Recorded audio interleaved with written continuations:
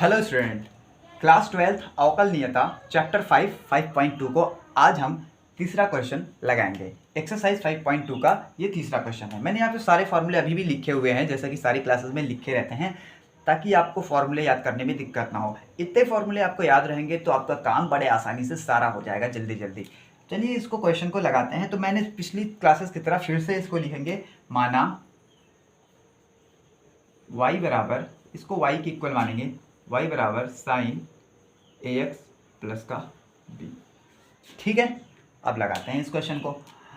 तो फिर वही बात फिर से लिखेंगे, x के सापेक्ष अवकलन करने पर,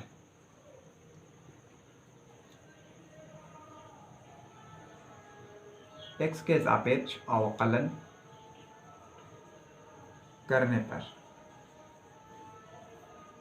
क्या हो जाएगा। यहाँ पे x के सापेक्ष करेंगे तो ये हो जाएगा dy by d x is equals to sine x।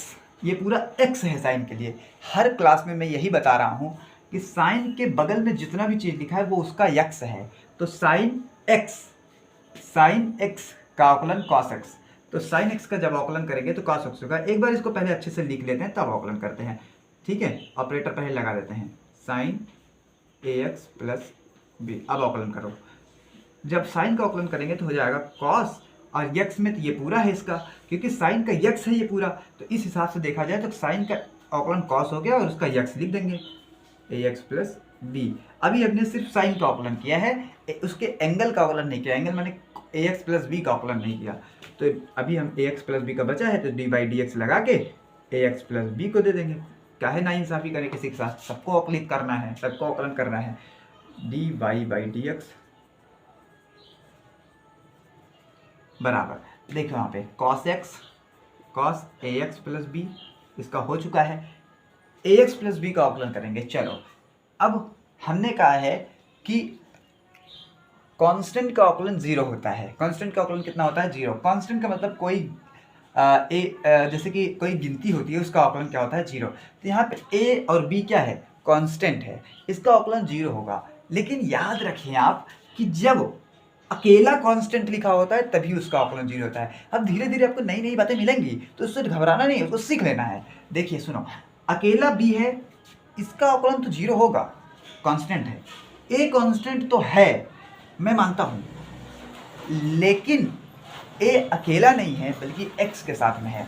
तो जब भी कभी किसी x के साथ में कोई गिनती हो या किसी वेरिएबल के साथ में कोई गिनती हो तो उसका मान 0 नहीं होता, उसका अवकलन होता ही नहीं है, उसको ऐसे बाहर निकाल लिया जाता है। जैसे इसका अवकलन मैं अलग से दिखा रहा हूँ करके। जैसे यहाँ पे देखो, D by d x of A x, इसका अवकलन करेंगे तो यहाँ पे जैसे a का अवकलन नहीं होगा, a का अवकलन नहीं होगा क्योंकि ये कांस्टेंट है, ये कोई अचर है, कोई अचर है। अचर का अवकलन नहीं होता, अचर का मतलब कोई संख्या है, तो यहाँ पे इसका अवकलन नहीं होगा। x का अवकलन होगा, x का अवकलन होगा। तो हमने कहा है कि जब भी कभी किसी का अवकलन करना होता है तो पावर को नीचे पटक देते हैं और एक पावर कम कर देते हैं। चलो देखते हैं x की पावर कितनी है। x की पावर कुछ नहीं लगी तो इसका मतलब 1 लगी है, क्योंकि कुछ नहीं लगा तो उसकी पावर 1 मानी जाती है। तो इसकी पावर 1 है, तो 1 को नीचे पटक देंगे तो यहाँ पे 1 से गुणा हो जाएगा। वैसे 1 से गुणा होने से कुछ फर्क नहीं पड़ता, लेकिन मान लो चलो कह रहा है तो एक उतार लेते हैं, 1 से गुणा हो जाएगा और x की पावर 1 कम हो जाएगी, 1 कम हो जाएगी। तो 1 थी, 1 कम हो गई तो कितनी बची? 0। कितनी बची? 0 पावर। और आपको याद होगा किसी भी संख्या की पावर 0 हो जाती है तो उसका मान 1 हो जाता है। फिर से बता दे रहे हैं, किसी भी संख्या की पावर अगर 0 हो जाती है, करोड़ रहेगा, अगर उसकी पावर 0 हो जाएगी तो उसका मान 1 हो जाएगा।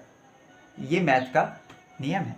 मैथ आपने बहुत बचपन से सीखा होगा, किसी भी संख्या की पावर अगर 0 हो जाती है तो उसका मान 1 हो जाता है। तो x की पावर 0 है तो इसका मान 1 हो जाएगा। तो x के जगह क्या हो जाएगा? 1। तो a इंटू 1 इंटू इसका मान भी 1। तो a को चाहे जितने बार 1 से गुणा करेंगे तो आएगा a ही। तो आपने क्या सीखा इससे? आपको ये सीख मिली कि x का अवकलन करने से 1 आता है, x का अवकलन करने से 1 आता है। ये a तो उसके साथ में है, उसका अवकलन करना नहीं हो तो बगल में रहेगा, लेकिन हमने x का अवकलन किया तो क्या आया? 1। तो अगली बार से जब भी मैं अवकलन करूंगा तो याद रखना x का अवकलन करूंगा नहीं, बल्कि मैं 1 मान लूंगा, क्योंकि x का अवकलन जैसे ही करते हैं 1 आता है, तो मैं इस पर फोकट का टाइम वेस्ट क्यों करूंगा। पहला क्वेश्चन था x की पावर वाला, इसीलिए मैंने इसको बहुत अच्छे से समझाया। अगली बार से जब भी कभी मिलेगा हमको x के अवकलन करने के लिए, तो उसका अवकलन 1 कहेंगे हम। कितना कहेंगे? 1। चलो करते हैं फिर। इसका मतलब x का अवकलन 1 हो गया। x का अवकलन क्या हो गया? 1। और a का अवकलन तो होगा नहीं, a को बाहर निकाल लिया, x का अवकलन 1, तो 1 a कुल मिला के क्या बचा हमारे पास? a। x का अवकलन 1 हो गया, तो 1 से गुणा करने में कुछ फर्क नहीं पड़ता, तो ठीक है, हटा दो इसको। और प्लस b का अवकलन कितना होता है भैया? हमने कहा कोई भी अकेली संख्या है उसका अवकलन हमेशा 0 होता है, तो b का अवकलन 0 हो गया।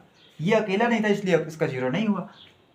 फाइनली आपका आंसर आ गया dy/dx इक्वल्स टू, a को शुरू में लिख देंगे अरेंज करके, a cos ax plus b। Answer ये डॉट, ये मत इस दशमलव नहीं समझ लेना। कुछ बच्चे कमजोर होते हैं जिनको पता भी नहीं होता ये दशमलव है। दशमलव नहीं है, ये इंटू है, मतलब गुणा का निशान है। ठीक है, चलो उतारो इसको, स्क्रीनशॉट वाट ले लो अपना, बढ़िया से समझ गए होंगे मेरे ख्याल से। अगली क्लास में हम चौथे क्वेश्चन को लगाएंगे। Thanks for watching.